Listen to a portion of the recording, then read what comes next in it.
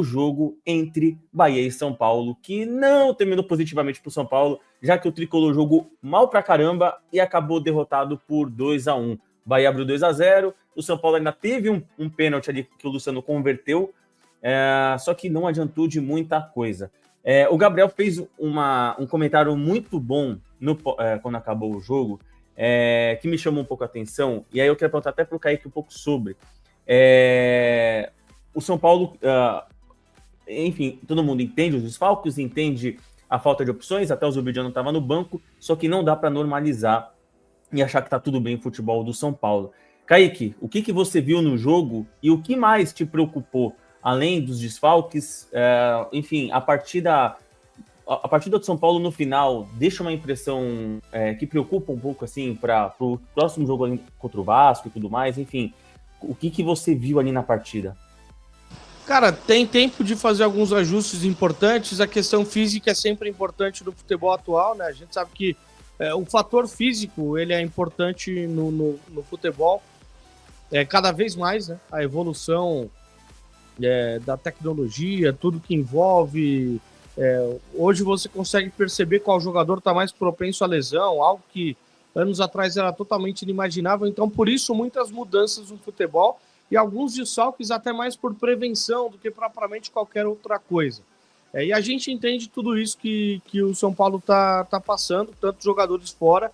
Agora, o que mais me preocupou no jogo foi que, pelo menos na minha opinião, na minha visão, o São Paulo só jogou quando o Bahia permitiu. O Bahia teve o controle do jogo desde o início. O Bahia teve o controle do jogo em dizer o seguinte, ó, eu vou te sufocar aqui, quando eu abrir 2 gols de diferença, eu vou dar uma recuada normal, eu vou dar uma tranquilizada aqui na situação e aí eu vou permitir que você me ataque. E o São Paulo só levou perigo, o São Paulo só tentou agredir o Bahia quando o Bahia permitiu, quando o Bahia já tinha feito 2-0, quando o Bahia já tinha feito a diferença que para ele já tinha sido importante. E lógico, no final do jogo, depois do pênalti, o gol marcado pelo Luciano, que foi muito pênalti, lance para poder ser marcado sem a revisão do VAR, todo mundo saiu desesperado, correndo atrás do juiz, enfim. E aí ele não ter marcado a olho nu, né, foi uma vergonha também, mas esse é o nível da arbitragem. Depois do pênalti, o São Paulo ainda teve a chance de empatar, teve uma falta, né, o cabeceio ali, que o Arboleda até reclamou pela falta de comunicação da defesa, né? Porque o Ferrarese estava melhor colocado logo na sequência ali. Se ele deixa a bola passar, o Ferrarese fatalmente poderia fazer o gol. Mas teve a chance, né, de um apagão ali no Bahia. Mas o que eu quero dizer é que o São Paulo só teve essas chances em sequência porque o Bahia permitiu. Porque o Bahia se desligou total do jogo. E que baile que o São Paulo tomou, fisicamente falando. Que baile que o São Paulo tomou ali no final do jogo. Entra o Kaique, né, atacante, o meu xará. O Rogério espertamente coloca ele e o Enzo Dias. Segundo jogo consecutivo do Campeonato Brasileiro que o Enzo Dias comete um pênalti já no final do jogo. E é um pênalti que a gente percebe que ele comete porque ele não aguentava mais nem com as pernas, né? Não aguentava mais ficar nem em pé. Estava totalmente esgotado e acaba cometendo um pênalti, enfim. Pênalti que é convertido por mais um ex-São Paulo, né? Reinaldo pelo Mirassol e o William José pelo Bahia. O Kaique, inclusive, é isso, né? A gente conseguiu ressuscitar o William José, revigoramos a lei do ex e, enfim, 2 gols de William José. E, Kaique, o Gabriel, uma coisa que eu tava pensando, né? Eu até fiz um levantamento aqui. O São Paulo ainda não venceu como visitante no Campeonato Brasileiro. E me preocupa, porque o São Paulo, se eu não me engano, ele está com 32% de aproveitamento nesse Brasileirão. É uma campanha que, apesar de ter ficado invicto há algum tempo, como alguns brindaram, me chama a atenção porque a campanha, se mantiver assim, fizeram até um cálculo que se o São Paulo mantivesse esses 32% até o final do Campeonato Brasileiro, o São Paulo chegaria a 42 pontos. Então, é uma campanha muito preocupante, não é? É uma campanha bastante preocupante, Masca. Primeiro, bom dia para você, para o nosso amigo Kaique, para todos os amigos. E eu estou acordando, né? Então, o raciocínio vai ser construído de forma mais clara com o passar da live. Mas, assim, brincadeiras à parte, é uma campanha preocupante. E, assim, a gente tem que olhar para o que está no mundo real hoje do São Paulo. A gente pode projetar uma evolução, que eu acho que deve acontecer, mas neste momento o São Paulo faz uma campanha de time que briga para não cair no campeonato. Ponto. Neste momento, essa é a campanha apresentada em campo pelo São Paulo, 12 pontos apenas. A gente sabe muito bem que 12 pontos em 11 jogos é um desastre, né? O São Paulo já está aí a 3 pontos atrás do Grêmio, por exemplo, que é o 12º colocado, e está também a 3 pontos do Ceará, Botafogo, Corinthians, está bem embalado ainda. Vencendo o Vasco pode mudar bastante esse panorama, porque o campeonato permite isso nas primeiras rodadas, né? Vence uma, você ergue, né, a página do campeonato, você consegue virar para a primeira página, perde uma, você fica próximo do Z4, é o começo que a gente já sabe muito bem do Campeonato Brasileiro. Esse ano, eu tenho uma preocupação muito grande, porque o São Paulo não vem apresentando desempenho a ponto de dar confiança para a sequência da temporada. Vai cair? Cara, assim, é bem honesto, Mascari, assim, cara, o São Paulo teria que fazer um esforço muito grande para cair esse ano, muito grande, porque tem muito time ruim. Cara, tem muito time que tá em busca desse rebaixamento, querendo muito, né? Então, para mim, o Sport já foi, isso eu falo desde que começou o campeonato, mas aí acho que dá para pontuar de forma mais clara hoje, né? O Sport já foi, e aí acho que vai ter uma briga ali muito forte entre Juventude, Santos, Vasco da Gama, Vitória também, que tá jogando absolutamente nada. Então, assim, tem muitos times que vão brigar até o fim pela queda no Campeonato Brasileiro. Me preocupa rebaixamento? Hoje, eu uso esse termo bastante, que é um termo de Giovanni Chacon, né? Eu ainda não rasgo a cueca pela cabeça. Mas eu sei que essa campanha não é o bastante para o que a gente espera de São Paulo. Ao mesmo tempo, tem muitas ausências, tem peças que podem voltar, e acho que com esse time teria que fazer um esforço muito grande para cair. Mas não pode vacilar. E o jogo contra o Bahia, assim como o jogo contra o Mirassol, é jogo de assim, vacilo do São Paulo. E aí, de novo, estratégia, né? Entre um pouco da também postura que o São Paulo entra em campo. A forma que o São Paulo entrou em campo na Fonte Nova é uma forma que você joga para não perder, você joga pelo empate, você já entra em campo deixando claro para todo mundo, e isso inclui o seu adversário propriamente, que você entrou em campo para não correr riscos, né? Então você entrou em campo para não perder. E quando você joga para não perder, você corre o risco, né? Você tem aí então esse risco de errar uma saída de bola, errar uma marcação, um cara acabar dando aquele passo para frente que, enfim, possibilita uma bola nas costas, e aí você acaba perdendo um jogo ali no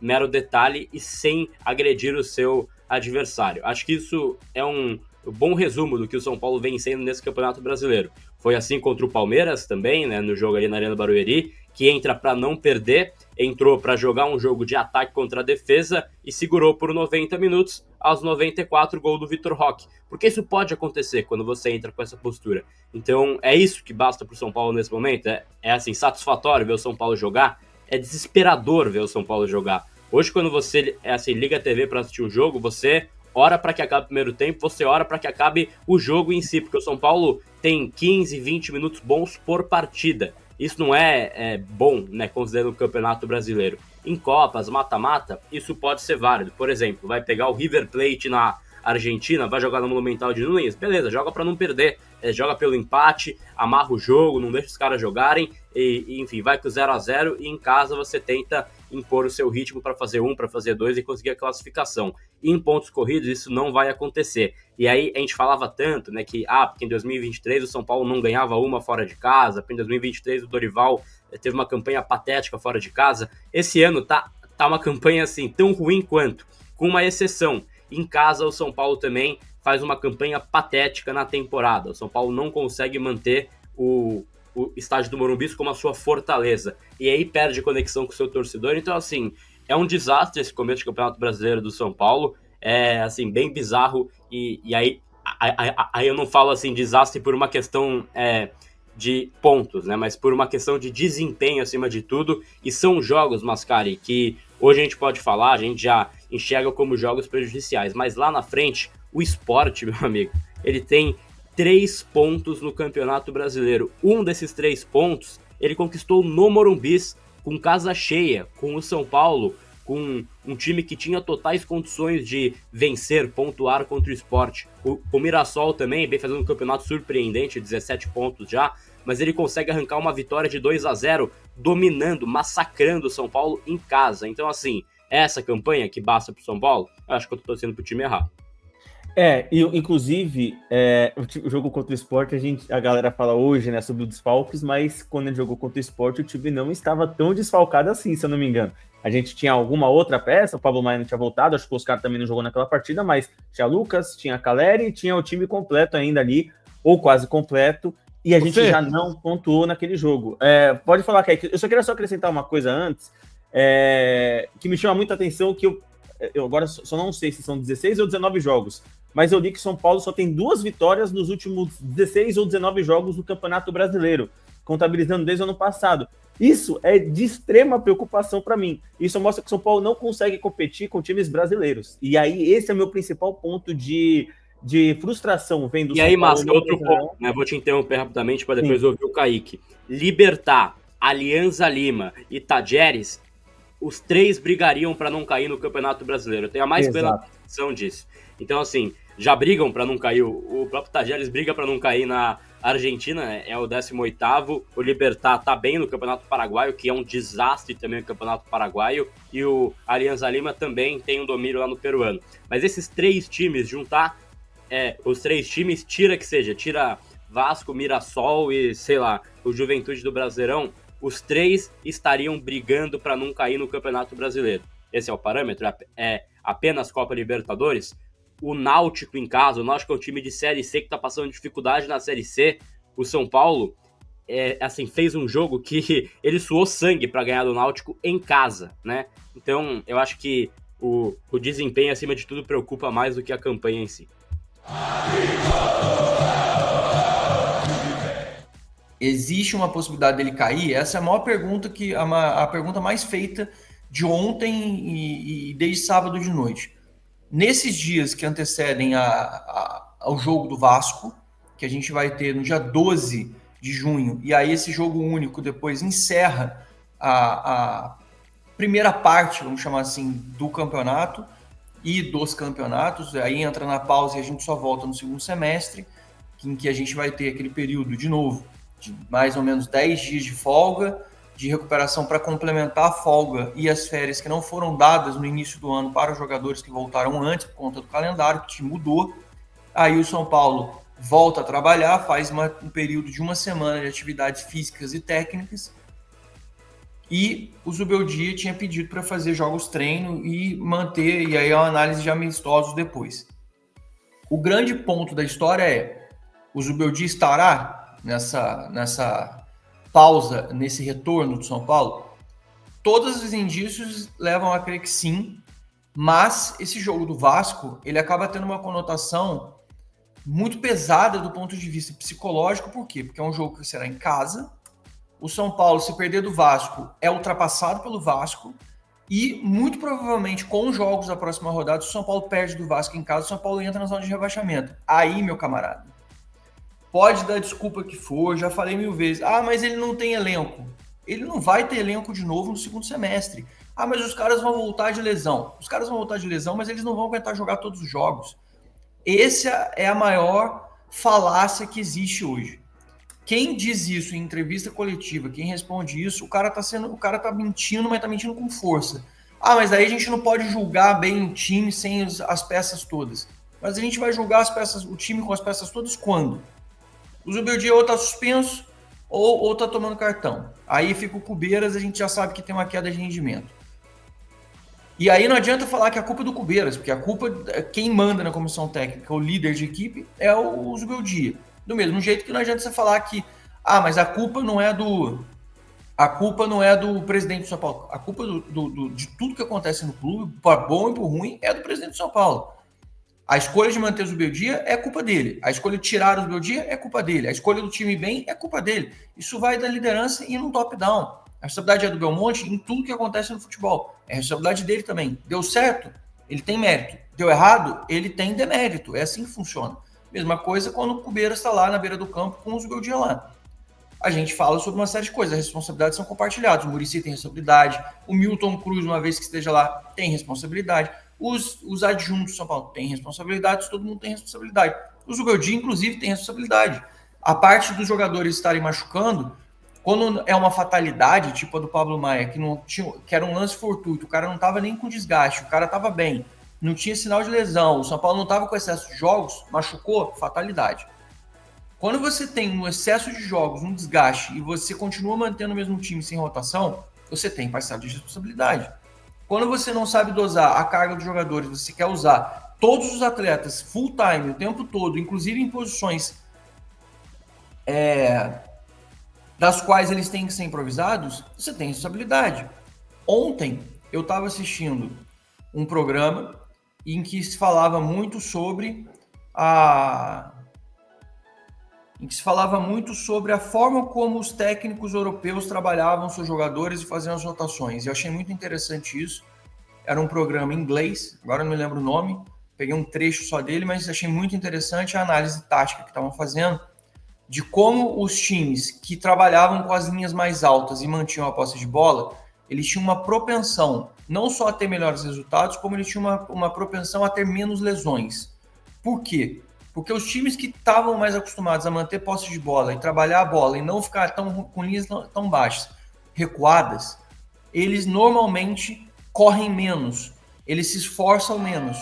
Ou seja, esses times eles têm mais aproximação, eles têm mais recursos de passe, eles têm mais toque de bola, eles correm menos dentro do campo do que os outros times, porque eles acabam fazendo com que os outros times fiquem o tempo todo sem a bola, correndo atrás, e quando a bola passa para o pé deles, a maioria deles opta por fazer lances de contra-ataque. E os lances de contra-ataque acabam por sobrecarregar muito mais os jogadores, porque eles têm que dar sprints contínuos, eles têm que ficar correndo atrás de marcação e desgasta mais o time deles. Isso é uma coisa que eu vi ontem, eu não posso aqui dizer para vocês que é uma comprovação científica, mas posso dizer para vocês que no São Paulo isso pode se aplicar se você comparar estilos de jogo.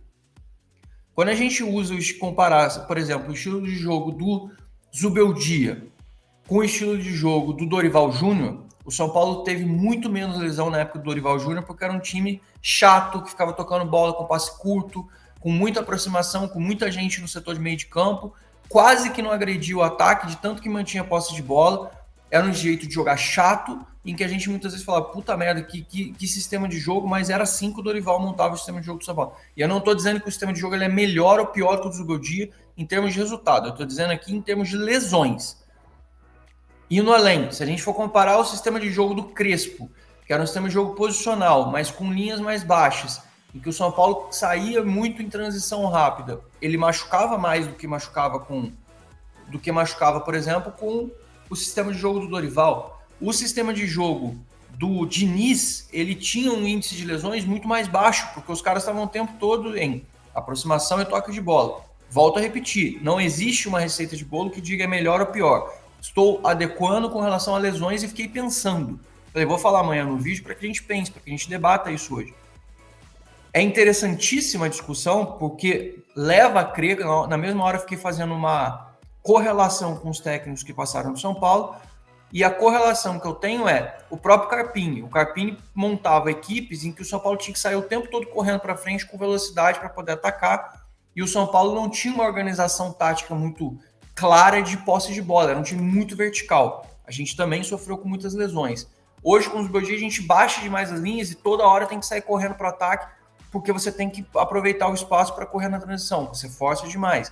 Aí entra a coisa do desgaste, você improvisa o Oscar, depois de uma lesão, voltando para jogar de segundo volante, ele, como segundo volante, ele corre muito mais do que se ele jogasse no meio de campo para fazer a armação do time. Ele acaba tendo que marcar de um jeito absurdo e a gente vê os jogadores do São Paulo estando completamente exaustos. Acho esse assunto extremamente importante para a gente discutir até mais vezes, mas eu assisti ontem e não queria esquecer e contar isso para que vocês comentem comigo o que vocês acham também sobre esse assunto. Vamos lá para a gente fazer o vídeo curtinho. O Ângelo ontem teve a confirmação da venda junto ao Estrasburgo, uma informação exclusiva dada pelo blog do São Paulo há 9 dias atrás, num sábado, quando eu expliquei sobre a proposta. A mesma proposta foi mantida, 5 milhões de euros fixos, 2 milhões de euros em variáveis, 12,5% de direitos federativos, econômicos ainda do São Paulo atrelados, além do mecanismo, ou seja, o São Paulo vai ganhar mais de 15%, preciso confirmar, mas se não me engano fica entre 15,5% e 16%, no caso de uma venda do Ângelo, futura, caso o Estrasburgo venda. É interessante o valor, mas eu entendo todo mundo que fala que o valor do Ângelo foi baixo. Acho que o São Paulo, se estivesse numa outra situação, com certeza não venderia, isso é uma certeza absoluta. A crítica sobre o valor da venda é extremamente válida. Eu não concordo só quando dizem que o Ângelo é o melhor lateral direito do São Paulo. E eu vou explicar por quê. Eu acho que o Ângelo é o melhor jogador da geração dele que faz aquele lado direito, não a lateral direita. Como lateral direito, e isso eu digo para vocês na avaliação que eu falei com muita gente em Cotia, como lateral direito, o Ângelo, ele fica abaixo do Igor Felisberto, do Mike, e até me citaram o nome de um outro menino lá. O Ângelo, ele é muito mais agressivo ofensivamente, quase que como um ponta, do que especificamente como um lateral. Ele faz muito bem a lateral direita, ele joga no sub-17 porque tem um esquema montado para ele avançar e ele ficar tranquilo com relação a isso. Ele chega muito bem na frente, aparece muito bem, finaliza muito bem para gols, mas como um jogador agudo apontado na extrema direita. Como lateral, que é uma função diferente, que é uma função que o cara tem que pegar jogador, tem que marcar, tem que sair construindo o jogo, tem que fazer cruzamento, que tem que fechar a linha, tem que cobrir volante, que tem que fazer não sei o quê, é totalmente diferente. Ele não é visto como um grande lateral, ele é visto mais como um ponta, mais como um jogador agudo que pode funcionar como um lateral quando tem um sistema montado para ele, do que especificamente. Então, para a gente não confundir as coisas. Isso muda o quê? Nada. O valor da venda continua sendo baixo, é só uma discussão, porque muita gente falando é o melhor lateral direito de todas as gerações. Isso não é uma verdade. Lateral é uma função específica com muitas responsabilidades. Como jogador da posição lateral, talvez ele não seja melhor, como eu já ouvi e aí entendi as explicações. Como jogador que tem características ofensivas, que pode render muito jogando por aquele setor, aí sim a gente pode falar, porra, o Ângelo pode ser um fenômeno jogando até como ponta, jogando aberto, como terceiro homem de meio campo, pode ser uma série de coisas, mas não especificamente como lateral na magnitude, na plenitude da função, tá? Essa é uma das outras coisas que eu ia falar. A gente comentou ontem muito sobre muitas coisas, sobre jogadores em baixa, jogadores que não vêm bem, principalmente o Pablo Maia. Espero que o Pablo Maia consiga pegar ritmo, se é que ele não vai ser vendido logo. As últimas apresentações dele, eu espero que a Europa não tenha visto, porque, cara, honestamente, foram muito abaixo da nota. Eu tô falando de jogadores que a gente possa vender. O Matheus Alves jogou menos, também é outro jogador que seria uma bola da vez de venda. E o São Paulo tem aí as questões da janela. Ontem me falaram assim, Zanqueto, o Pituca fez o 7º jogo pelo Santos. Deixa eu tomar um gole de café só. O Pituca fez o 7º jogo pelo Santos. Então ele não pode mais transferir. Na verdade, o jogador ele não pode completar a 8ª partida no campeonato. Ele pode ter até 7 jogos, mas não pode completar a 8ª partida. Isso não quer dizer que eu esteja falando que o Pituca está em negociação com o São Paulo. Como eu disse no vídeo de ontem, o Pituca foi oferecido entre vários clubes do São Paulo. O São Paulo perguntou as custas dos valores, mas não chegou a evoluir no assunto. O que teria que ser, inclusive, uma troca. O São Paulo acho que tem pouca coisa a oferecer em troca para o Santos. O Santos gastou muito mais dinheiro que o São Paulo, investiu muito mais esse ano. Pra vocês terem uma ideia, o Santos chegou acho que na casa dos 150 milhões. Isso que não pagou o Neymar, né? O Neymar foi só salário no final das contas. Então eu tô falando só de contratações, fizeram 150 milhões, São Paulo fez 0. Então só para comparar em termos de taxas de transferência. Então tem a situação, só explicando para quem me perguntou sobre isso também, a janela abriu e agora as coisas vão começar a acontecer, talvez com uma velocidade maior. O São Paulo também está se mobilizando e vai depender de quem vai vender para depois disso fazer as movimentações também de chegadas. Existem várias conversas em andamento e a gente vai acompanhar ao longo dos dias. Só para dar o aviso, como sempre, para você que quer se tornar... Salve, salve, rapaziada do nosso canal! Antes de irmos para a próxima informação, deixa eu te dar uma boa notícia. Se você estar precisando melhorar o seu desempenho na hora H, se sente envergonhado por não satisfazer a sua parceira, não sabe a quem recorrer e não confia nas fórmulas arriscadas à sua saúde vendidas em farmácias, conheça o Tadala Natural. Composto com uma fórmula 100% natural, ele vai trazer de volta a sua segurança e viralidade na hora H em poucas horas. Clique no link que está na descrição do vídeo ou no primeiro comentário afixado e garanta agora o seu com direito a frete grátis para todo o Brasil. São Paulo encara o Atlético Nacional. Senna, queria o seu comentário, o que você achou desse sorteio pelo lado do São Paulo, reencontro de 2016, aquela história que a gente já tinha comentado, né, que enfim, deixava a gente apreensivo também, reencontro de 2016, São Paulo e Atlético Nacional nas oitavas do seu comentário, Senna. Ruim, como diria alguns amigos, não gostaria. Eu quero conhecer a Colômbia, né, como já falei algumas vezes, mas esse confronto aí não é uma boa, não é uma boa. A gente já vai colocar aqui na tela para vocês o chaveamento, né, mas não gostei. Eu acho que, de novo, né, impressionante como o Palmeiras tem sorte, né, nesses tipos de sorteio, pega o Universitário aí, e a gente vai pegar uma pedreira, cara. Não é fácil. Claro que não é impossível. Vai pegar o Real Madrid. Não é. Mas a gente vai pegar uma treta aí, viu?